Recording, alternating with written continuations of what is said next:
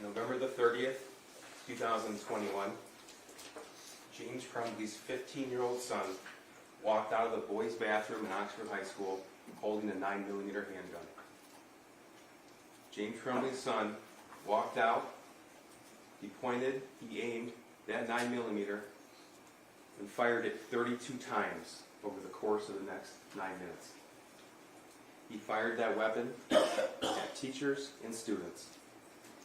He killed 4, wounded 7, and terrorized the entire community. James Crumbley bought that gun that his son used to kill as a gift for his son 4 days before the attack.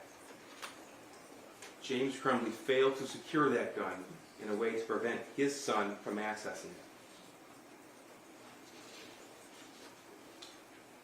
Anna was 14 years old. Madison Baldwin, she was 17.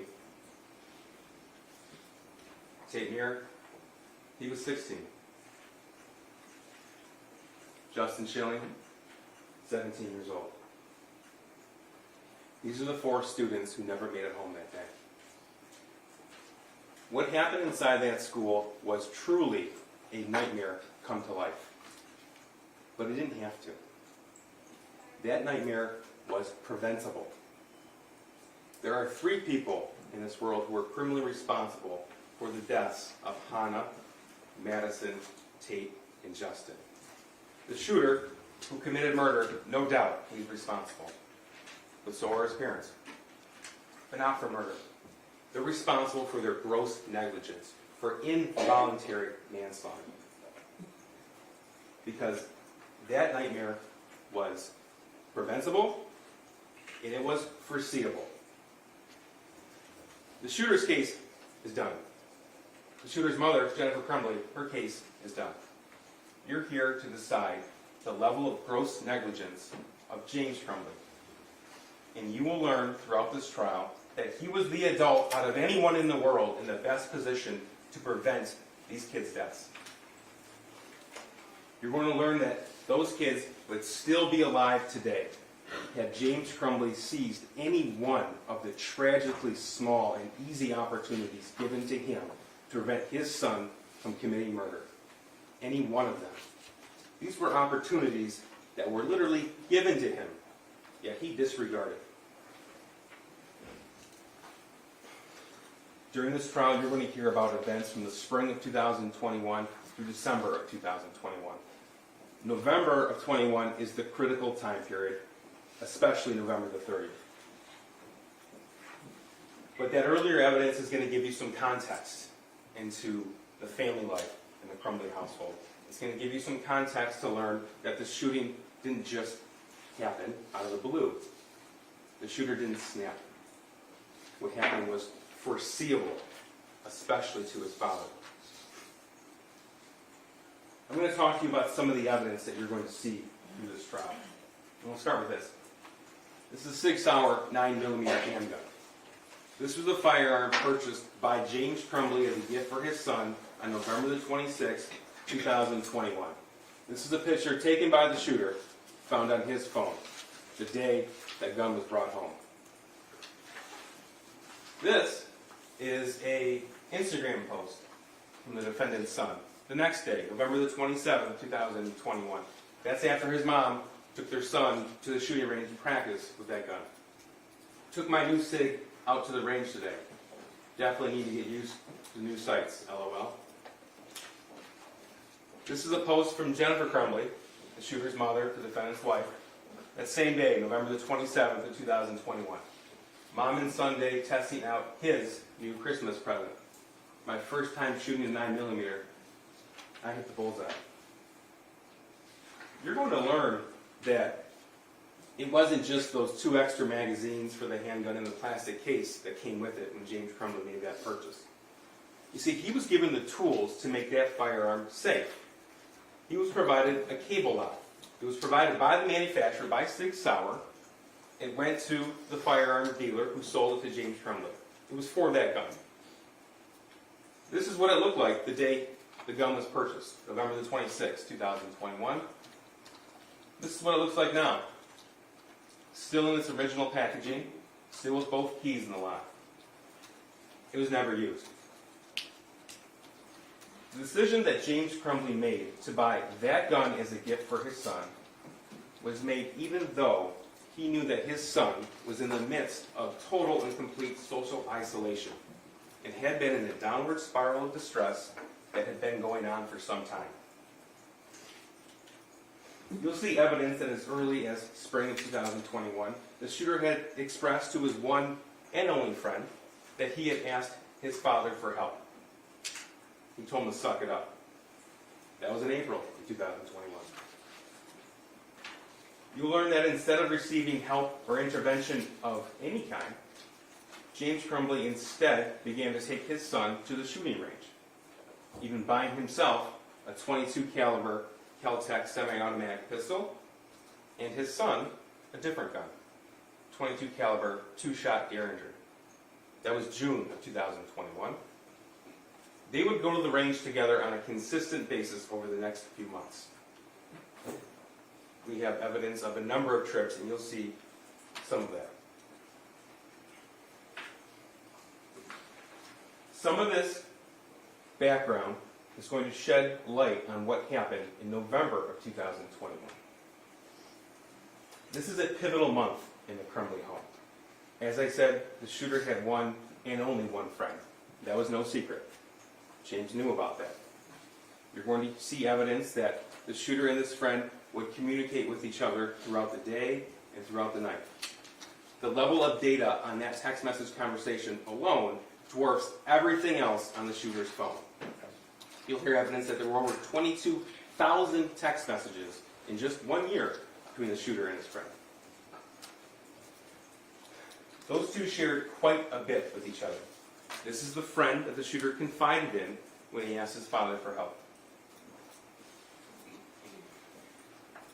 That friend was taken from the shooter at the end of October of 21. He didn't just move schools and go to another town. He was taken out of state without warning, without notice, and without a way to communicate.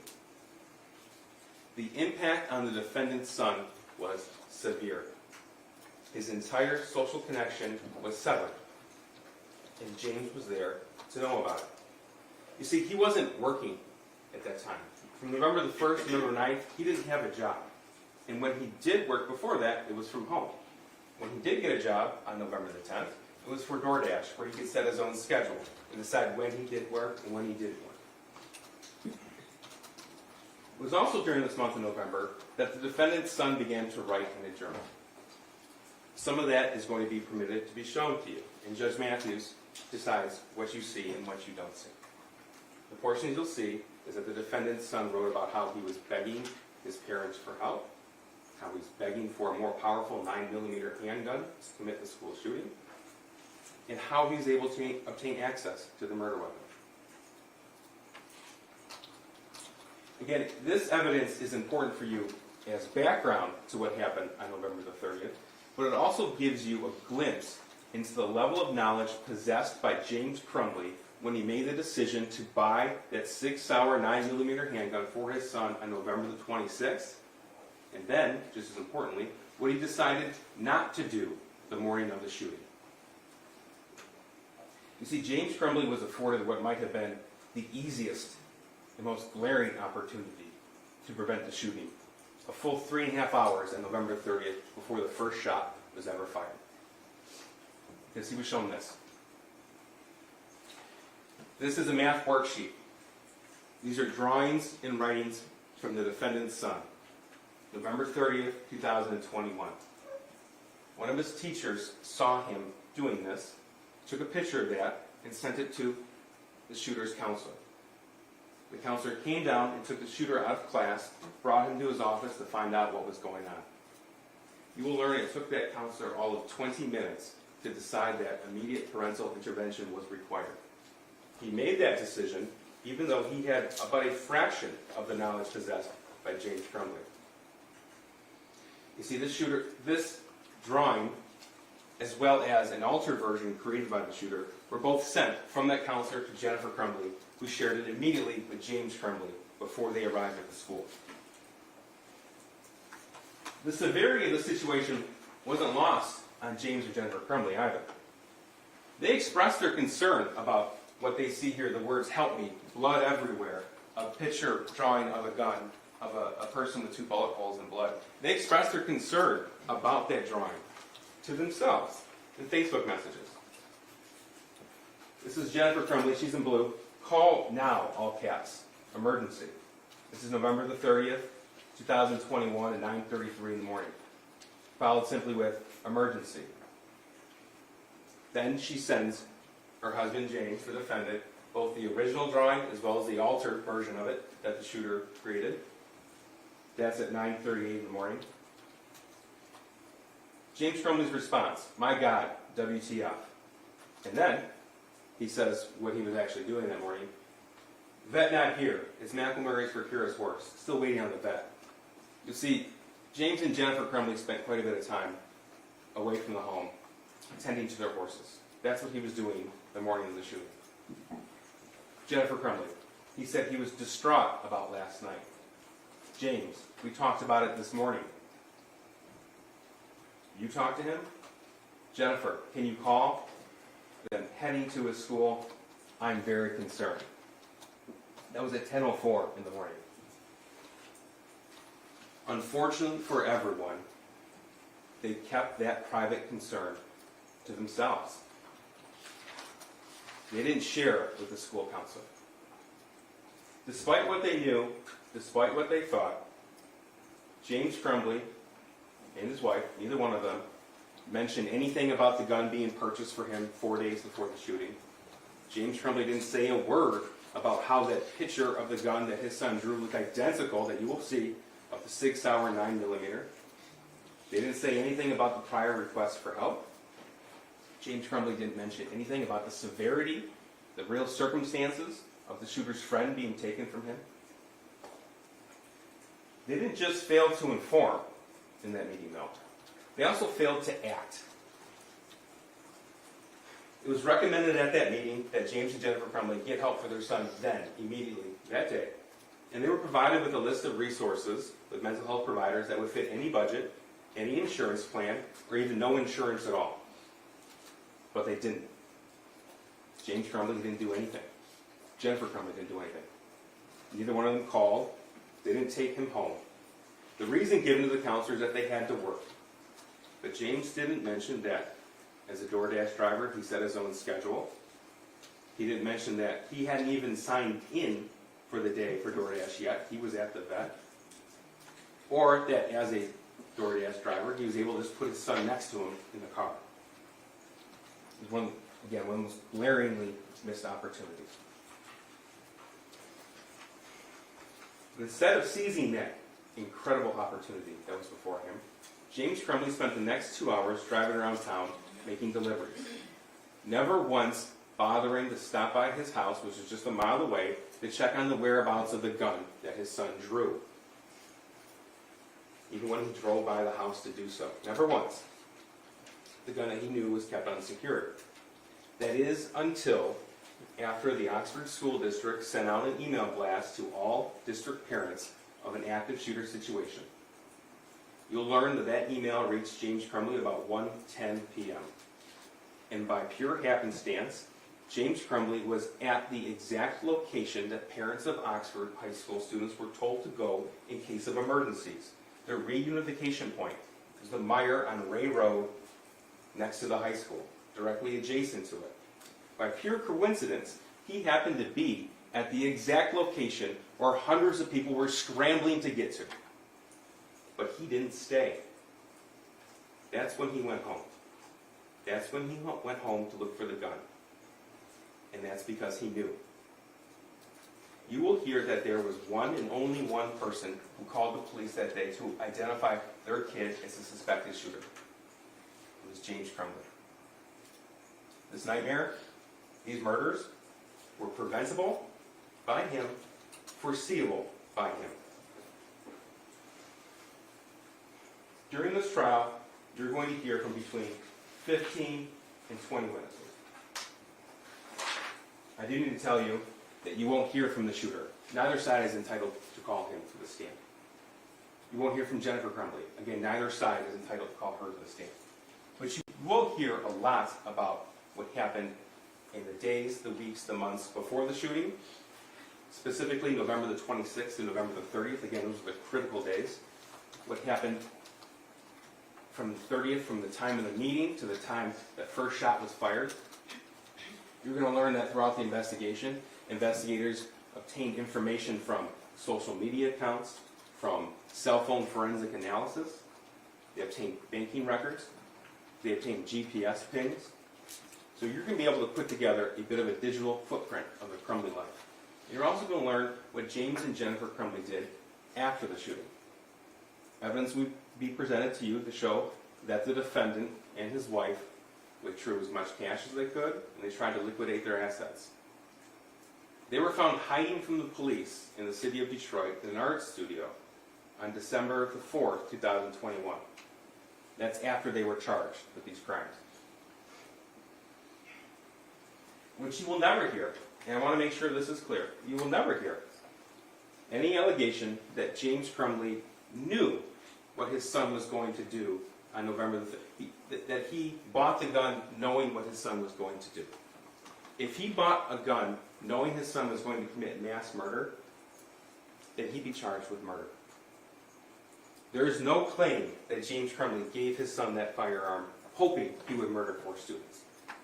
So then the question becomes, how is it that a father can be held responsible for the intentional acts of a teenage son? And the answer to that question is twofold. It's 2 reasons. First, it's important to remember that James Crumbley is not charged with murder. He's charged with involuntary manslaughter. Murder, or aiding and abetting murder, is an intentional crime. Involuntary manslaughter is rooted in negligence. It is by definition, causation, an unintentional killing. Second, it's because it takes a rare and specific set of circumstances to rise to the level of involuntary manslaughter when there are multiple causes of death. A rare set of circumstances. Those rare circumstances you will find present in this case. It takes gross negligence. It takes causation of death. And it takes that other person's acts to be reasonably foreseeable. Those are the 3 elements that must be proved. And that's what Judge Matthews is going to tell you. You will learn that the law says that in this situation, there are actually 2 different ways to find this defendant guilty of involuntary manslaughter. You are able to pick either, because the law allows you to do so. Involuntary manslaughter is committed when someone's actions or inactions are grossly negligent, or their failure to perform their legal duty as a parent was grossly negligent. That gross negligence caused death, and not the cause. It was a cause of death. And that's important, because the judge is going to tell you that there may be more than one cause of death, such as this situation, as long as that other cause was reasonably foreseeable to him, to the defendant. Not to everyone else in the world, but to him. The father who bought the gun, the father who raised the shooter, the father who knew what was going on in his life, the father who suspected him as a school shooter, well before his name was made public, well before anyone from the police department told him it was his son. The law allows multiple people to be held responsible in this case. And that's going to come to you from Judge Matthews. Gross negligence is the failure to use ordinary care to avoid a known danger, even though it was apparent to a reasonable person that serious injury would result. It's the willful disregard of danger. And that, ladies and gentlemen, is why we were here. James Crumbley's willful disregard of danger and his failure to use just ordinary care, when he was the one who knew the background, he was the one that knew the origins of this drawing. Him sitting in that counselor's office, looking at this drawing and then not only staying silent, but then his failure to act, right there, is his willful disregard of danger. Right there. You're going to hear a lot of evidence and arguments in this case. It's important that we all understand that you're not here to decide on parenting. This case isn't about parenting. It's not illegal to be a bad parent. It's not kids doing kids' things. We're here to talk about a preventable mass murder. No one will ever suggest to you that every parent can or should be held responsible for everything their teenager does. That's not the law. No one will ever suggest that to you. But in a situation where the father was in a position to reasonably foresee what the son was going to do, because the father armed him 4 days before and was showing a clear statement of intent of what the son was going to do, that is when that rare set of circumstances is present in these specific set of facts. James Crumbley is in charge with what his son did on November the 30th. James Crumbley is charged with what he did and what he didn't do on November the 30th. That is a very important distinction. That is what the law allows. That is what we were asking you to do. This case is not about guns. It's not about even how all guns should be stored in the home. It's not about gun laws. This case is about this gun for this kid with these issues not secured when shown this picture. That's what this case is about. When this kid was begging for a more deadly weapon. That's why we're here. I ask that you listen to the testimony, you review the evidence, and you follow the law. If you do that, you will undoubtedly reach a fair and just verdict. If you do that, you will find that James Crumbley was one of the 3 people in this world criminally responsible for what happened on November the 30th, 2021. And you will find him guilty as charged. Thank you.